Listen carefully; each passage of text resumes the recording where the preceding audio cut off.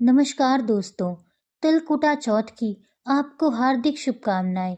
आज की इस वीडियो में हम आपके लिए सकट चौथ की 5 पौराणिक कथाएं लेकर आए हैं, इसलिए कृपया आप इस वीडियो को अंत तक जरूर देखिएगा।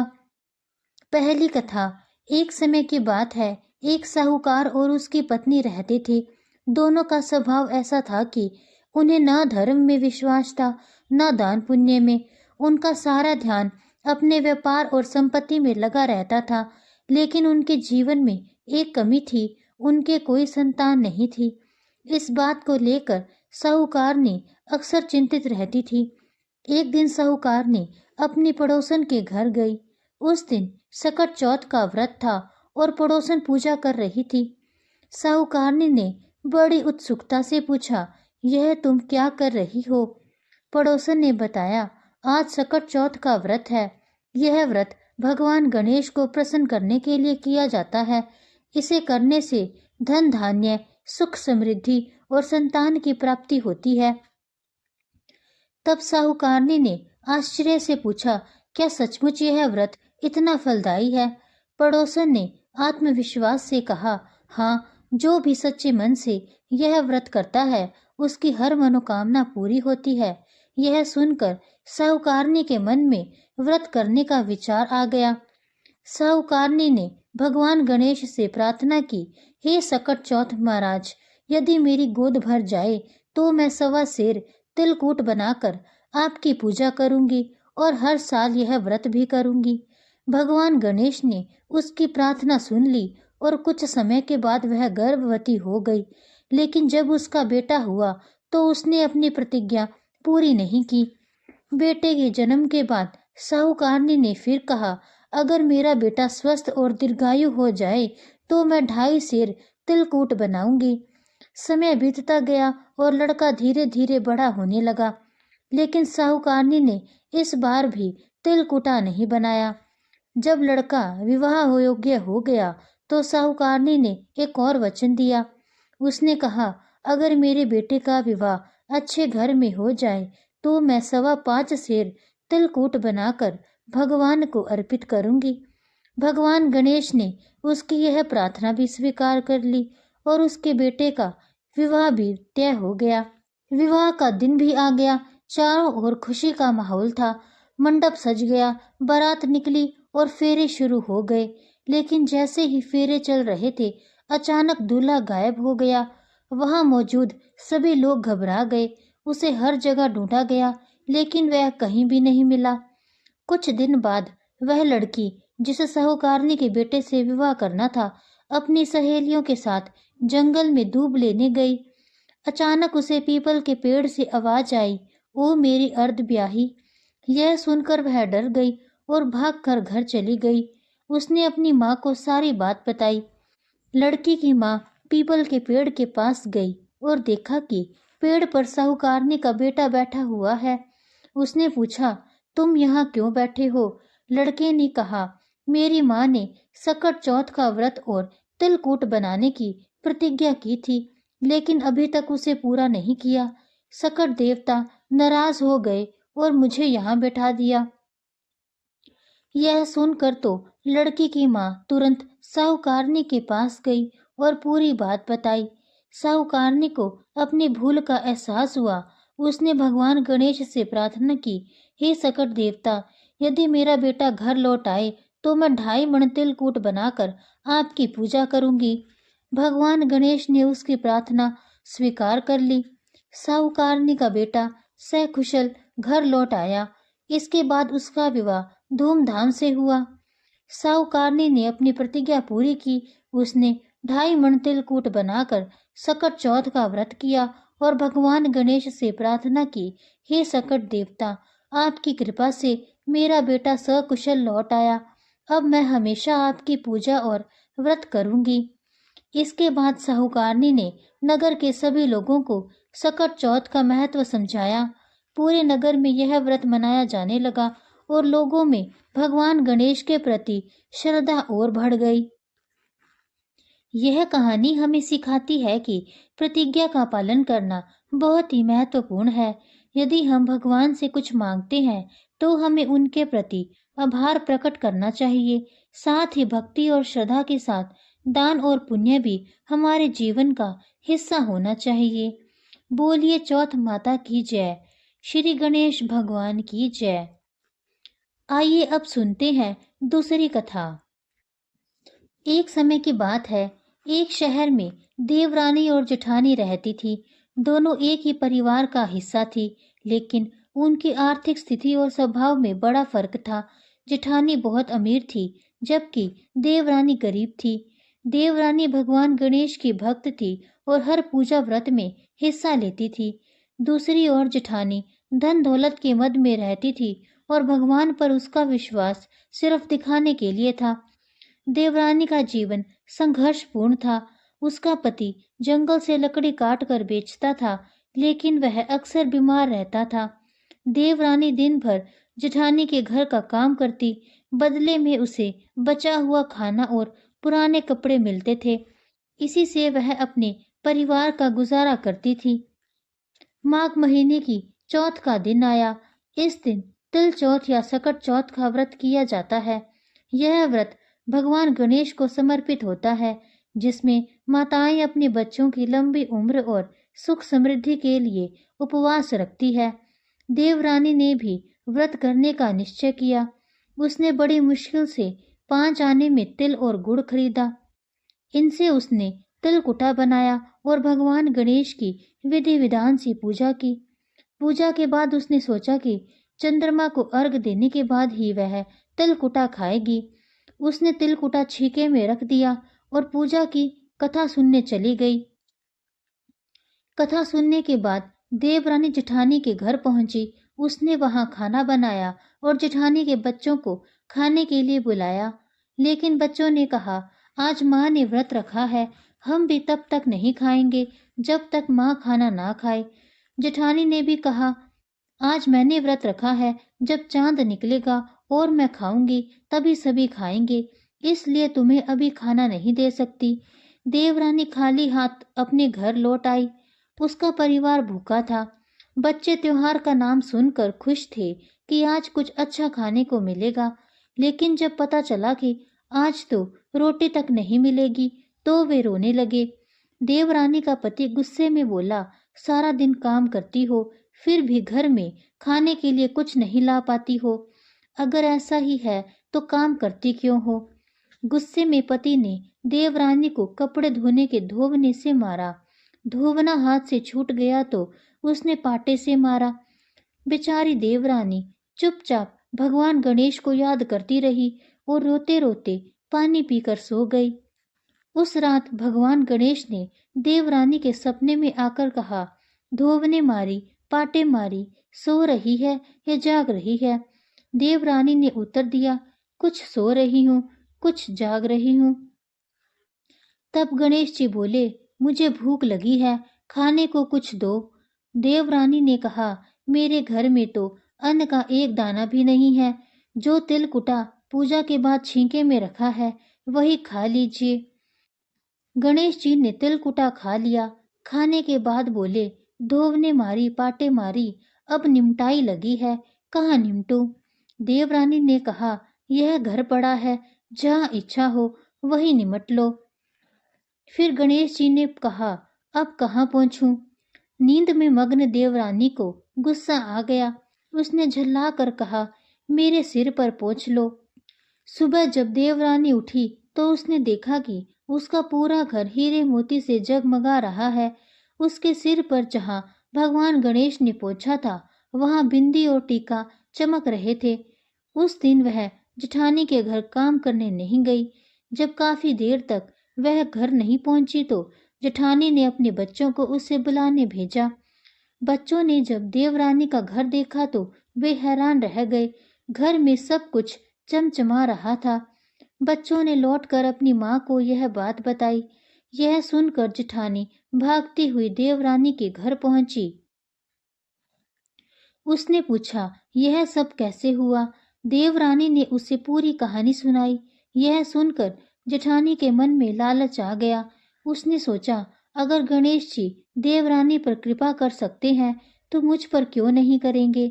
जेठानी ने अपने पति से कहा, तुम भी मुझे धोवने और पाटे से मारो। पति ने कहा, मैंने तुम्हें कभी हाथ भी नहीं लगाया, तुम्हें क्यों मारूं? लेकिन जेठानी ने जिद पकड़ ली तो मजबूरन पति ने उसे मारा।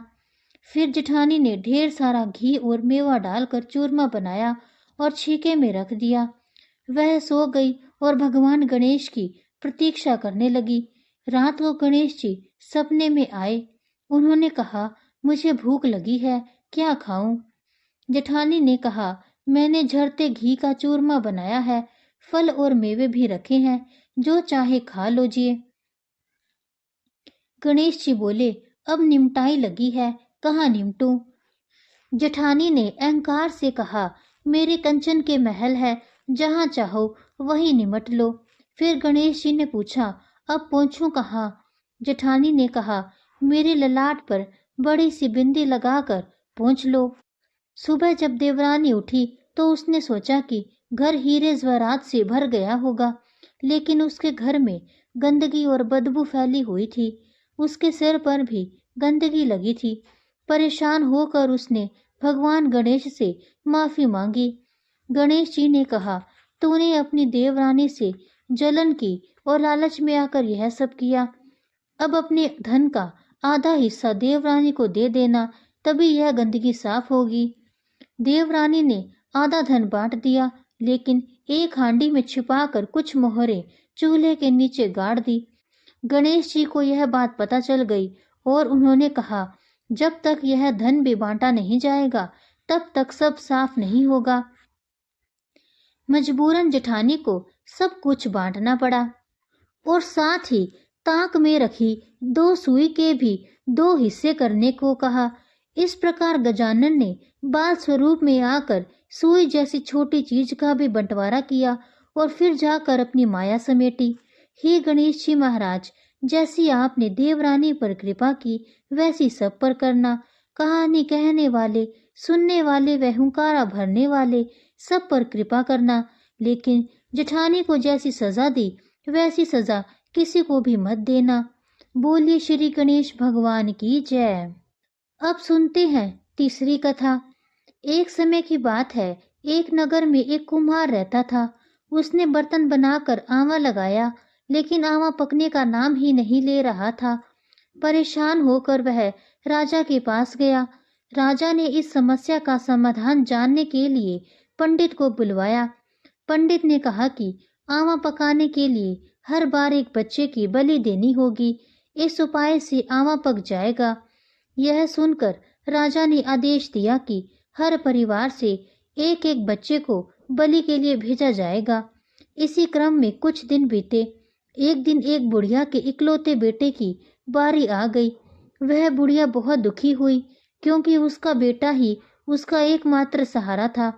वह राजा के पास गई और अपनी व्यथा सुनाई, लेकिन राजा मजबूर था। तब बुढ़िया ने एक उपाय सोचा। उसने अपने बेटे को सकट माता की सुपारी और दूब का बेड़ा देकर कहा, भगवान का नाम लेकर आंवा में बैठ जाना, सकट माता तुम्हारी रक्षा करेगी। अगले दिन बुढ़िया का बेटा आंवा में बैठा दिया गया और बुढ़िया सकट माता की पूजा में लग गई। रात भर पूजा करने के बाद सुबह जब कुम्हार ने आंवा देखा तो वह पूरी तरह पक चुका था। लेकिन सबसे बड़ी आश्चर्य की बात यह थी कि बुढ़िया का बेटा सही सलामत था। इतना ही नहीं, सकट माता की कृपा से जिन बच्चों की बलि दी गई थी वे भी जीवित हो उठे। इस चमत्कार को देखकर नगरवासियों ने सकट माता की महिमा को स्वीकार किया और उनकी पूजा और व्रत करने का विधान शुरू कर दिया। तभी से सकट माता की पूजा की परंपरा चली आ रही है। बोलिए सकट माता की जय, चौथ माता की जय। अब सुनते हैं चौथी कथा। एक बार गणेश जी एक छोटे बालक के रूप में चिमटी में चावल और चमचे में दूध लेकर निकले। वो हर किसी से कह रहे थे कि कोई मेरी खीर बना दो, कोई मेरी खीर बना दो। एक बुढ़िया बैठी हुई थी। उसने कहा, ला मैं बना दूं। वह छोटा सा बर्तन चढ़ाने लगी। तब गणेश जी ने कहा कि दादी माँ, छोटी सी भगोनी मत चढ़ाओ, तुम्हारे घर में जो सबसे बड़ा बर्तन हो वही चढ़ा दो। बुढ़िया ने वही चढ़ा दिया। वह देखती रह गई कि वह जो थोड़े से चावल उस बड़े बर्तन में डाली थी वह तो पूरा भर गया है। गणेश जी ने कहा, दादी माँ, मैं नहा कर आता हूँ, खीर तैयार हो जाए तो मुझे बुला लेना। खीर तो तैयार हो गई, पर गणेश जी नहीं आए। बुढ़िया के पोते पोती खीर खाने के लिए रोने लगे। बुढ़िया ने कहा, गणेश जी तेरे भोग लगना कहकर चूल्हे में थोड़ी सी खीर डाली और कटोरी भर भर कर बच्चों को दे दी। बुढ़िया की पड़ोसन ऊपर से देख रही थी तो बुढ़िया ने सोचा, यह चुगली कर देगी, तो एक कटोरा भर कर उसे भी पकड़ा दिया। बेटे की बहू ने चुपके से एक कटोरा खीर खाई और कटोरा चक्की के नीचे छुपा दिया। अभी भी गणेश जी नहीं आए। बुढ़िया को भी भूख लग रही थी। वह भी एक कटोरा खीर का भर कर किवाड़ के पीछे बैठकर एक बार फिर से कहती है कि गणेश जी आपके भोग लगे कहकर खाना शुरू कर दिया कि तभी गणेश जी आ गए। बुढ़िया ने कहा, आजा रे गणेशिया, खीर खा ले, मैं तो तेरी ही राह देख रही थी। गणेश जी ने कहा, दादी माँ, मैंने तो खीर पहले ही खा ली। बुढ़िया ने कहा, कब खाई? गणेश जी ने कहा, जब तेरे पोते पोती ने खाई तब खाई थी, जब तेरी पड़ोसन ने खाई तब खाई थी, और जब तेरी बहू ने खाई तब भी खाई, और अब तूने भी खाई तो मेरा पेट तो पूरा ही भर गया। बुढ़िया ने कहा, बेटा, और सारी बात तो सच है, पर बहू बेचारी का तो नाम मत लो। वह तो सुबह से काम में लग रही है, उसने फिर कब खाई? गणेश जी ने कहा, चक्की के नीचे देख, जूठा कटोरा पड़ा है, और तूने तो मेरे भोग तो लगाया, वह तो वैसे ही खा गई। बुढ़िया ने कहा, बेटा, घर की बात है, घर में ही रहने दो। अब बताओ, बची हुई खीर का क्या करूं? गणेश जी ने कहा, नगरी में जिमा दो। बुढ़िया ने पूरी नगरी जिमा दी, फिर भी बर्तन पूरा ही भरा था। जब राजा को इस बात का पता चला तो बुढ़िया को बुलाया और कहा, क्यों रे बुढ़िया, ऐसा बर्तन तेरे घर पर सोवे या हमारे घर पर सोवे? बुढ़िया ने कहा, राजा जी, आप ही ले लो। राजा जी ने खीर का बर्तन महल में मंगवा लिया। खीर का बर्तन लाते ही उसमें कीड़े मकोड़े बिच्छू हो गए और दुर्गंध आने लगी। यह देखकर राजा ने बुढ़िया से कहा, बुढ़िया, तेरा बर्तन वापस ले जा, जा, तुझे ये बर्तन हमने दिया। बुढ़िया ने कहा, राजा जी, आप देते तो पहले ही कभी दे देते, यह बर्तन तो मुझे मेरे गणेश जी ने दिया है। बुढ़िया ने बर्तन वापस लिया तो लेते ही सुगंधित हो गया। घर आकर बुढ़िया ने गणेश जी से कहा, बची हुई खीर का क्या करें?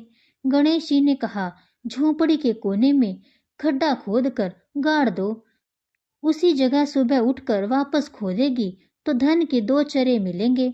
ऐसा कहकर गणेश जी तो अंतर ध्यान हो गए। जाते समय झोंपड़ी के लात मारते हुए गए तो झोंपड़ी के स्थान पर महल बन गया। सुबह बहू ने फावड़ा लेकर पूरे घर को खोद दिया तो कुछ भी नहीं मिला। बहू ने कहा, सासू जी, थारो गणेश जी तो झूठो है। सास ने कहा, बहू, मारो गणेश जी तो झूठो नहीं है, ला मैं देखती हूँ। वह सुई लेकर खोजने लगी तो टन टन करते 2 धन के चरे निकल आए। बहू ने कहा, सासू जी, गणेश जी तो साचो ही है। सास ने कहा, गणेश जी तो भावनाओं के भूखे हैं। यह गणेश जी जैसा आपने बुढ़िया को दिया वैसा सबको देना। विनायक जी की कहानी कहने वाले, सुनने वाले, वह हुंकार भरने वाले और आसपास के सुनने वाले सबको देना। बोलिए श्री गणेश भगवान की जय। अब सुनते हैं 5वीं कथा। एक समय की बात है, विष्णु भगवान का विवाह लक्ष्मी जी के साथ निश्चित हो गया। विवाह की तैयारियां होने लगी। सभी देवताओं को निमंत्रण भेजे गए, परंतु गणेश जी को निमंत्रण नहीं दिया गया। कारण जो भी रहा हो, अब भगवान विष्णु के बारात जाने का समय आ गया। सभी देवता अपनी पत्नियों के साथ विवाह समारोह में आए। उन सब ने देखा कि गणेश जी तो कहीं दिखाई नहीं दे रहे हैं। तब वे आपस में चर्चा करने लगे कि क्या गणेश जी को न्योता नहीं दिया या स्वयं ही गणेश जी नहीं आए। सभी को इस बात पर आश्चर्य होने लगा। तभी सबने विचार किया कि विष्णु भगवान से ही इसका कारण पूछा जाए। विष्णु भगवान से पूछने पर उन्होंने कहा कि हमने गणेश जी के पिता भोलेनाथ को न्योता भेजा है। यदि गणेश जी अपने पिता के साथ आना चाहते हैं तो आ जाते, अलग से न्योता देने की कोई आवश्यकता भी नहीं थी। और दूसरी बात यह है कि उनको 1.25 मन मूंग, 1.25 मन चावल, 1.25 मन घी और 1.25 मन लड्डू का भोजन दिन भर में चाहिए। यदि गणेश जी नहीं आएंगे तो कोई बात नहीं, दूसरे के घर जाकर इतना सारा खाना पीना अच्छा भी नहीं लगता। इतनी वार्ता कर ही रहे थे कि किसी ने सुझाव दिया कि यदि गणेश जी आ भी जाएं तो उनको द्वारपाल बनाकर बैठा देंगे कि आप घर की याद रखना। आप तो चूहे पर बैठकर धीरे धीरे चलोगे तो बारात से बहुत पीछे रह जाओगे। यह सुझाव भी सबको बहुत पसंद आया, तो विष्णु भगवान ने भी अपनी सहमति दे दी। होना क्या था कि इतने में गणेश जी वहां आ पहुंचे और उन्हें समझा बुझाकर घर की रखवाली करने बैठा दिया।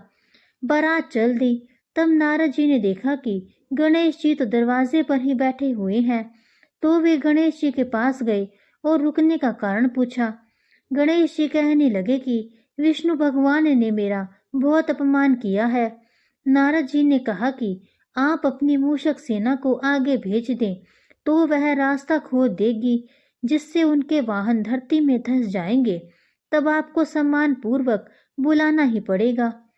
अब तो गणेश जी ने अपनी मूषक सेना जल्दी से आगे भेज दी और सेना ने जमीन को पोला कर दिया। जब बारात वहां से निकली तो रथों के पहिए धरती में धंस गए। लाख कोशिश करे परंतु पहिए नहीं निकले। सभी ने अपने अपने उपाय किए परंतु पहिए तो नहीं निकले, बल्कि जगह जगह से टूट गए। किसी की समझ में नहीं आ रहा था कि अब क्या किया जाए। तब तो नारद जी ने कहा, आप लोगों ने गणेश जी का अपमान करके अच्छा नहीं किया। यदि उन्हें मना कर लाया जाए तो आपका कार्य सिद्ध हो सकता है और यह संकट टल सकता है। शंकर भगवान ने अपने दूत नंदी को भेजा और वे गणेश जी को लेकर आए। गणेश जी का आदर सम्मान के साथ पूजन किया गया। तब कहीं रथ के पहिए निकले। अब रथ के पहिए निकल तो गए परंतु वे टूट फूट गए थे, तो उन्हें सुधारे कौन। पास के खेत में खाती काम कर रहा था, उसे बुलाया गया। खाती अपना कार्य करने से पहले श्री गणेशाय नमः कहकर गणेश जी की वंदना मन ही मन करने लगा। देखते ही देखते खाती ने सभी पहियों को ठीक कर दिया। तब खाती कहने लगा कि हे देवताओं, आपने सर्वप्रथम गणेश जी को नहीं मनाया होगा और ना ही उनकी पूजन की होगी, इसलिए तो आपके साथ यह संकट आया है। हम तो मूर्ख अज्ञानी हैं, फिर भी पहले गणेश जी को पूजते हैं, उनका ध्यान करते हैं। आप लोग तो देवता गण हैं, फिर भी आप गणेश जी को कैसे भूल गए। अब आप लोग भगवान श्री गणेश की जय बोल कर जाएं तो आपके सब काम बन जाएंगे और कोई संकट भी नहीं आएगा। ऐसा कहते हुए बारात वहां से चल दी और विष्णु भगवान का लक्ष्मी जी के साथ विवाह संपन्न करवा के सभी सकुशल घर लौट आए। हे गणेश जी महाराज, आपने विष्णु को जैसो कारज सारजियो, ऐसो कारज सबको सिद्ध कर जो। बोलिए गजानन भगवान की जय। अब सुनते हैं एक आखिरी कथा। एक लपसी था, एक तपसी था। तपसी हमेशा भगवान की तपस्या में लीन रहता था। लपसी रोजाना 1.25 सेर की लापसी बनाकर भगवान का भोग लगाकर जीम लेता था। एक दिन दोनों में लड़ाई हो गई। तपसी बोला, मैं रोज भगवान की तपस्या करता हूँ, इसलिए मैं बड़ा हूँ। लपसी बोला, मैं रोज भगवान को 1.25 सेर लापसी का भोग लगाता हूँ, इसलिए मैं बड़ा हूँ। नारद जी वहां से गुजर रहे थे। दोनों को लड़ता देखकर उनसे पूछा कि तुम क्यों लड़ रहे हो। तपसी ने खुद के बड़ा होने का कारण बताया और लपसी ने अपना कारण बताया। नारद जी बोले, तुम्हारा फैसला मैं कर दूंगा। दूसरे दिन लपसी और तपसी नहाकर अपनी रोज की भक्ति करने आए तो नारद जी ने छुपकर 1.25 करोड़ की एक एक अंगूठी उन दोनों के आगे रख दी। तपसी की नजर जब अंगूठी पर पड़ी, उसने चुपचाप अंगूठी उठाकर अपने नीचे दबा ली। लपसी की नजर अंगूठी पर पड़ी, लेकिन उसने ध्यान नहीं दिया। भगवान को भोग लगाकर लापसी खाने लगा। नारद जी सामने आए तो दोनों ने पूछा कि कौन बड़ा है, तो नारद जी ने तपसी से खड़ा होने को कहा।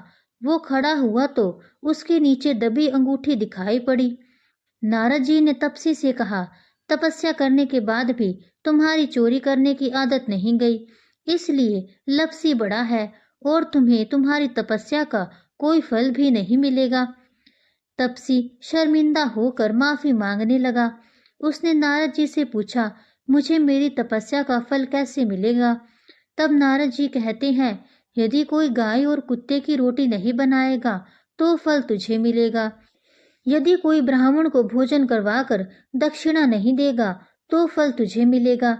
यदि कोई साड़ी के साथ ब्लाउज नहीं देगा तो फल तुझे मिलेगा। यदि कोई दिए से दिया जलाएगा तो फल तुझे मिलेगा। यदि कोई सारी कहानी सुने लेकिन तुम्हारी कहानी नहीं सुने तो फल तुझे मिलेगा। उसी दिन से हर व्रत कथा कहानी के साथ लपसी तपसी की कहानी भी सुनी और कही जाती है। इसी के साथ सकट चौथ माता की सभी कथाएं समाप्त होती हैं। अगर आपको आज की यह वीडियो पसंद आई हो तो कमेंट्स में जय चौथ माता की, जय श्री गणेश भगवान की जरूर लिखें और मेरे चैनल को सब्सक्राइब भी जरूर कीजिएगा। धन्यवाद।